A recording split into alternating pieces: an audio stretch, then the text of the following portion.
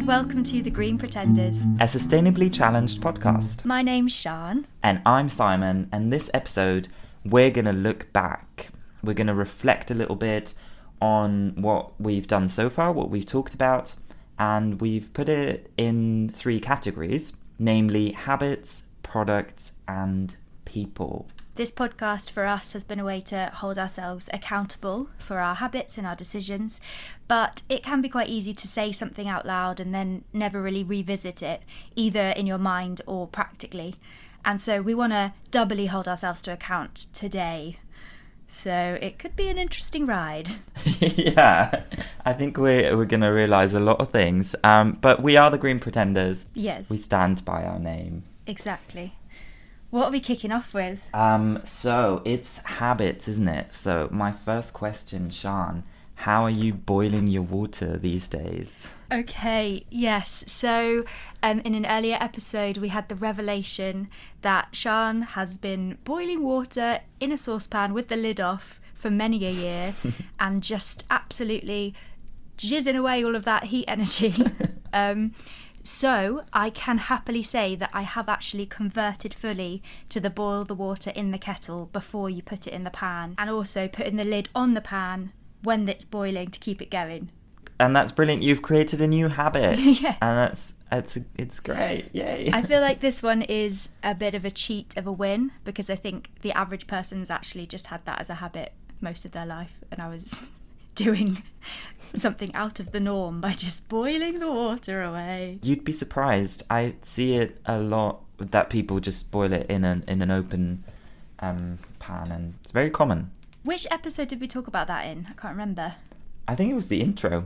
It was episode 0. All those moons ago, when we were young and free and allowed to go outside. What a world. Exactly. A bit of context, we're still in lockdown. It's week 7,533. Or if you're Pretty Patel, it's week 700,036,527,102. A little bit of political commentary for you there, guys. You didn't expect that, did you? Oh, pretty. Habits. Right, what's next on our list of habits that we've challenged ourselves? I think let's look a bit at food, maybe. So as I so wisely put it, I'm an aspiring vegan. And actually, veganism has been quite good for me in lockdown. I think I haven't really bought any animal products. How's your meat consumption changed? So we know that I've in the past tried to coin the phrase meat for a treat. Mm-hmm. Nowadays we are presenting so many things as binary options, and we're not leaving each other much room for an in-between. And I think often that people are scared of changing their habits because they think they have to become the other extreme. So meat for a treat is my thing, because I think it just leaves people a bit more room to reduce their meat intake, but it's not a binary, you are now no longer allowed to eat meat again ever in your entire life. So that's what I do. I will say that lockdown has brought about a couple of treats in the meat category. We had a roast lamb, which my partner made, and it was delicious, and it felt like a treat, which it was, and it is. And I think as long as we cherish that and we appreciate that, and it's a special thing. And also, the main thing from this meat from a treat thing, I used to love beef, like beef burgers, beef steak, beef bolognese, but I haven't eaten beef at all since cutting down on meat, and the thought of it now makes me feel a bit ill. I love a corn bolognese these days. I love one. Yeah, because it's just the texture and the taste, right? That which corn does brilliantly, I think. Is there anything with your veganism or your aspiring veganism that still presents a big challenge? Like, what's the main sticking point? I think it always was cheese. I think that was always the most difficult thing. Oh, actually, the most difficult thing, and that's not even food, is leather. I love leather. I love to wear leather. I think it's such a nice product, and I think that's the most difficult thing, and the thing I feel most guilty about. But I don't buy new leather. Yes. I only buy used leather. So I think that's kind of like I meet somewhere, halfway. I think about that with fur often. obviously the fur industry is completely despicable, but when there's like a vintage mink coat that has been around since 1920 or something, I often wonder whether what's the point in not wearing that item? It exists in the world. It's far too late to do anything about it and to bring those animals back. So, a vintage leather or fur item, it's a tricky one, isn't it? I think one of the things is that people say, by wearing it, you're promoting it. But, I think you have to weigh the two things. And I think just if you know that something is used and you're wearing it because it's already in the world, but you're not going to buy a new thing or produce a new thing, other people should be able to make that decision as well. Yes. Yeah. So be conscientious and we won't judge. Let's talk a bit about apple cider vinegar. Yeah. Have you established a habit with apple cider vinegar? I've got a bottle of it in the shower now, a bit watered down, and I've used it about 6 times now. Nice. And I really like what it does to my hair. There are things that I'm interested in working out. One of them is the smell. I do not like the smell. No, yeah. I feel like I walk around smelling like an old farmyard. So I would imagine, is it an essential oil situation? I think so, yeah. I think try it with essential oils. It really hurts your eyes when it goes in your eyes, which I've learnt the hard way. And there wasn't a big bottle of it in my local shop, so I kind of got a smallish bottle. So at the moment that feels a bit like it's not really solving anything because it's still a small amount of liquid in a bottle. Did you buy a glass bottle?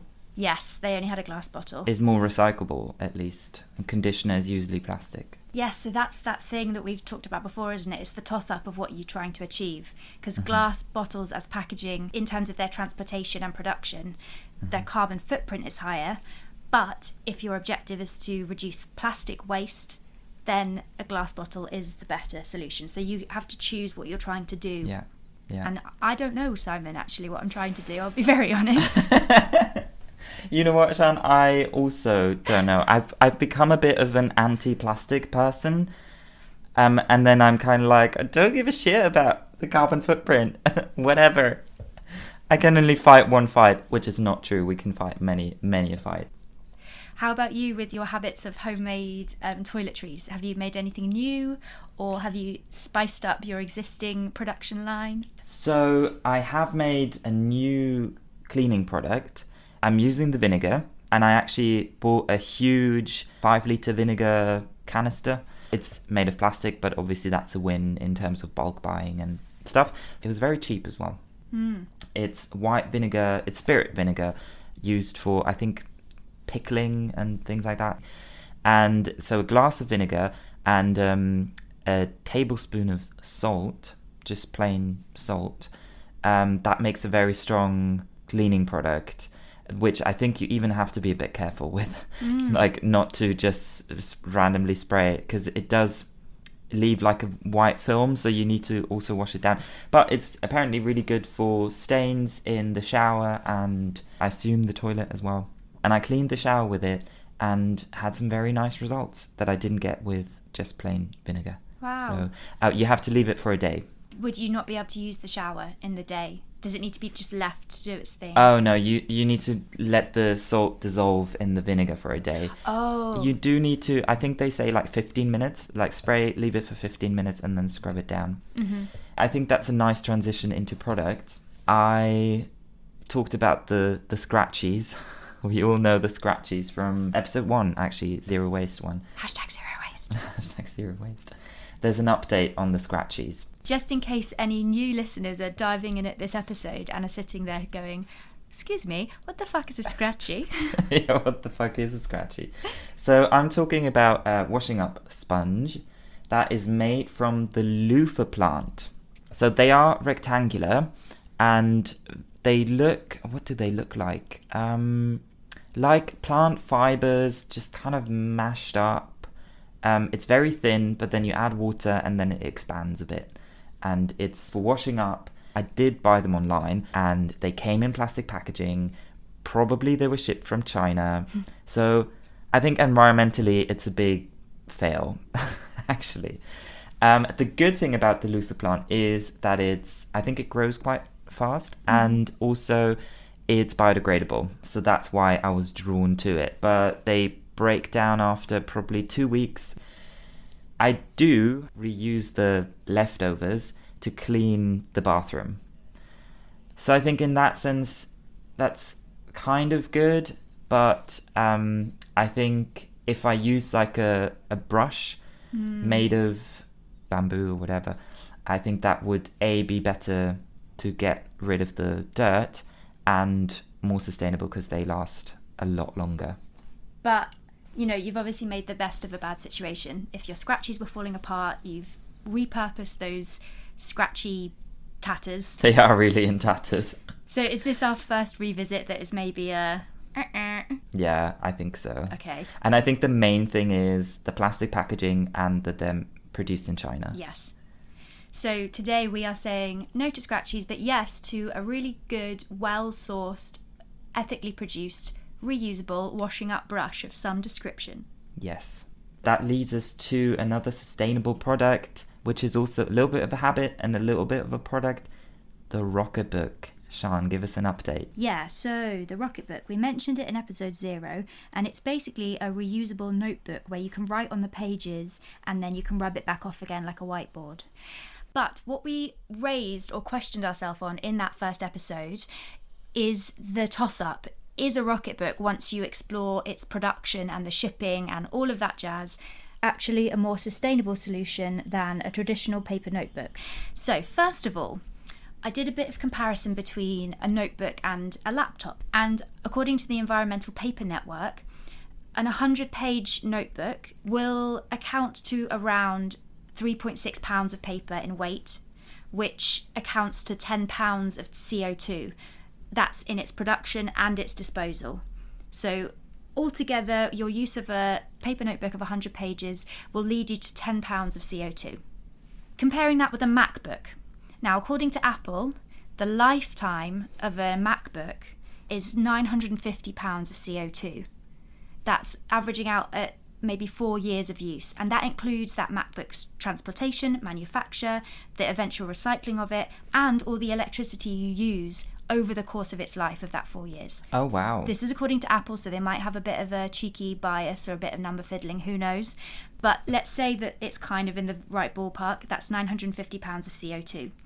Taking that 950 pounds and looking at the use just for the note-taking aspect, you're looking at 1 pound of CO2 for your note-taking. So 10 pounds of CO2 for the paper notebook of 100 pages, 1 pound of CO2 for the equivalent note-taking on a MacBook. Mm-hmm. So we can safely say that a MacBook is better, carbon footprint-wise, than a paper notebook. So I think already, you know, a Rocketbook compared to a MacBook, we know that the production is going to be far less impactful. It's not, you know, a big electrical thing with lots of different components. It doesn't use electricity. The transportation will be less because it's a lot less heavy, and its recycling is much less impactful. So if we take the 1 pound CO2 that the MacBook gives us, we can definitely guesstimate that the Rocketbook is a very small fraction of that. Mm-hmm. I'm rambling. Hopefully this is making sense. I'm no scientist. Is it coming across so far? Yes, and I think well done for doing all those calculations and stuff. I'm very impressed. Great. And then I have a couple more little Rocketbook facts just to kind of really consolidate the Rocketbook win. So the Rocketbook itself is 100% recyclable, so every component of it can be recycled.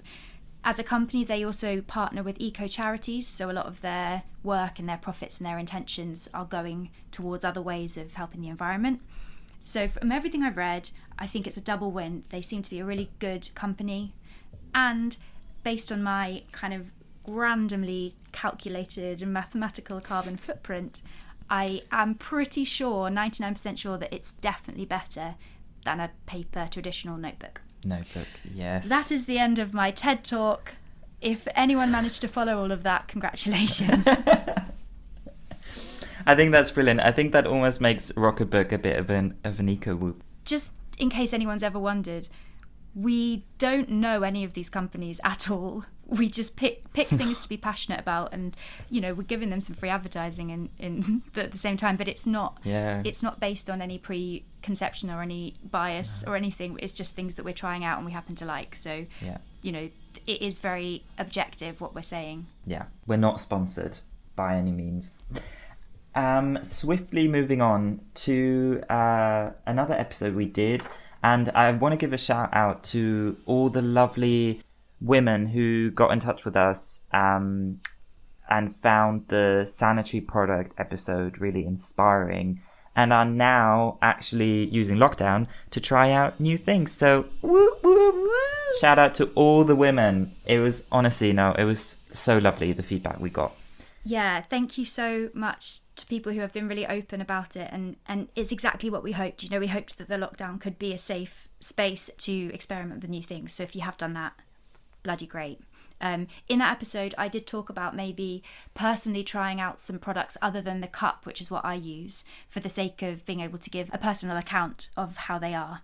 I haven't yet done that because I've kind of just been thinking, what's the point of buying another product when I've got one already that works? It kind of defeats the point because I'm creating unnecessary waste. But I can say that I've spoken to friends one of whom is using the pants, and one of whom has just recently bought the disc, but she hasn't tried it yet. But my friend who's using the pants, she absolutely loves them. She says it makes her feel very free and very uninhibited. It doesn't feel like such an invasive thing that period products sometimes can. She has worked out the washing of them. So yeah, that's a win in my friend's book. And then the disc, yet to hear anything, but please let us know if you've tried anything and how you found it. Yeah, nice. Brilliant. And I think that's a lovely transition into the last category, people. So, Sian, my first question, going back to episode 0, have you watched An Inconvenient Truth? I sure have. Amazing. What did you think? I thought it was so great. And everything that you'd said in that episode was flooding back to me, how you were saying about how it's still so relevant today. And there's kind of something a bit scary and depressing about that, because it makes you wonder what anyone's been doing all this time. Yeah, when will we ever? Yeah, exactly. Al Gore spelled it out pretty darned succinctly and charismatically. So if anything was to spark a revolution, maybe that could have been it, but apparently we've not quite got there. But yeah, I really liked it. I did love how dated it was in some ways, those sort of like poignant staring out of the window. Like there was a lot of cheese in it. There was a lot of cheese. The story with his dad and the tobacco, the relevance, I don't know, but exactly. It's lovely. Yeah, so I enjoyed it on every level. Actually, I found it very informative, entertaining, maybe not always for the right reasons, but who cares, and scary and motivating and the full spectrum of emotions. And I'm really glad I've watched it. I feel crazy that it's taken me this long. So thank you for that, Simon. You're very welcome. And thank you, Al Gore. Yeah. Thank you, Al Gore. Okay, who was next on our people list? Who else have we talked about in episodes gone by? We talked about the lovely people from Refuse up in Durham. Yes. The charity that is run by some of my good friends from university who are absolute legends. And we wanted to talk about them again today because in the current context of the pandemic and the lockdown, they are continuing their absolutely amazing work. So if you go into any of their social media accounts, you'll see that they've been gathering food into pallets to distribute around the local community to people who are struggling to get out to the shops, who might be vulnerable, who are lonely, anything. They're kind of doing their bit in the local community to make sure that that food gets to people. And it's just that amazing thing of solving two problems in one, because the food was going to go to waste and these people are in need. And, their boundless energy just is so inspiring all the time. So Refuse charity, check them out online. And if you don't use social media, then hopefully maybe you can get on Google. And they're part of the Real Junk Food Project. So if you Google the words Refuse, Real Junk Food Project, their website will come up and you can find them that way. Cool. Oh, and also just one more person to add to that. I mentioned my friend is doing his low carbon lifestyle vlogging. and that's still going. So Tom Bray, Low Carbon Lifestyle Vlogging. If you're interested more in the mathematics of things and how to actually sort of tot up your impact day to day, then he's the man for you. Nice. Brilliant. I think that rounds it up very nicely. Shall we do Eco Whoop? Yeah, Eco Whoops. We got 2 for you because we're staying positive. Oh, yeah. All the Eco Poops are going to just roll in once we're out of lockdown, but we'll be able to take them. For now, it's Eco Whoops all the way. Yes. What is your first one? My Eco Whoop is compostable dental floss. Whoop, whoop. Whoop. I bought some from a cafe near me that has a little kind of shop section at the back. They're a lovely little independent cafe and they sell sustainable products. So I bought this tooth floss. Dental floss. Dental floss. Tooth floss. I love some tooth floss. And it's made of biodegradable plant substance, something or other. And the packaging is fully compostable, but it also doubles up as the dispenser, so there's no superfluous material to this product. And it's my Eco Whoop because I'm just about to run out of the dental floss. I'm just about to run out of the dental floss that I was using previously, so I'm about to embark upon my compostable dental floss journey. Nice. Eco Whoop. Eco Whoop, and there might be a little update in there for us once you've used it. Great. My Eco Whoop number 1 for this episode is Who Gives a Crap? I know that we've given them so much advertising, but I just want to give them even more. I'm a recurring customer, and it was actually you, Sian, who made me aware of them, so I think that's a double win as well for this one. And they, for recurring customers, are back in stock. So for context, there's a global issue with stocking of toilet paper because people just, I don't know why, buy more toilet paper nowadays. I don't know. But I think it's so great that they ran out in the first place because that means more people are using them, more people are aware of them. And now they're back in stock for recurring customers and hopefully for everyone really soon. So yeah, I'm very happy with that. I've never been this excited about a new order of toilet paper. Yes. But I was just so scared that I would have to buy regular toilet paper in a shop with loads of plastic packaging and non-recycled and, you know. Yeah, if you listen to this podcast and you haven't switched to Who Gives a Crap or thought about it, then we're not doing our job because I think we've mentioned them like 4 times now. We love them. We love them so much. My second Eco Whoop is, again, something that we've mentioned before, but this episode has been about reflection and revisiting things that we've mentioned. So keeping on that theme, eCover, the brand eCover, Simon introduced me to them in the first place. We talked about them and their washing up liquid, I think, back in an earlier episode. So I've now switched my washing detergent and fabric softener to eCover, and there's no sacrifice. You know, they're a tiny bit more expensive, but, you know, not breaking the bank more expensive, and they smell really nice, and then there's no downside that I can see. So eCover washing products are my Eco Whoop. Yes. My Eco Whoop is a website, I guess you could call it a blog, called Minimalist Baker. Check them out. They're really good. They have really good recipes, and I know that everyone's into home baking and homemaking and stuff. So they are not 100% plant-based, but a lot of their recipes are vegan or vegetarian, often gluten-free as well. But their spiel thing is that they use less than 10 ingredients, or it takes less than half an hour to make. I personally obviously go for a lot of vegan recipes that they do. There's a recipe on there for an amazing vegan mayonnaise. Mayonnaise was one of those things that I found really hard to give up, but now I've actually got a recipe. It's super easy to make out of chickpea water, which again uses something that I don't really have a use for. I think they're doing a good bit for being a bit more sustainable with your baking because less ingredients, less waste. Nice. And are they actually 30 minutes, or is it like the Jamie Oliver 30 minutes where it took the average person about 5 hours? Well, I haven't really looked at the 30-minute recipes. Okay. I know that the mayonnaise is super quick. Like, I think that's less than 10 minutes. So, yeah, I'd have to give you an update on that one. Okay, cool. But the chickpea mayonnaise is a win. Is such a win. Beautiful. Well, If you would like to get in touch with us, you can do so on social media at Green Pretenders. We're on Facebook, Instagram and Twitter. You can also send us an email, thegreenpretenders@gmail.com. And please like and subscribe if you are listening on iTunes or Apple Podcasts. We'd love a little like and subscribe. Yes, we do love that. Also leave us a comment if you're listening on YouTube. And remember, the pod is always greener. Green pretender.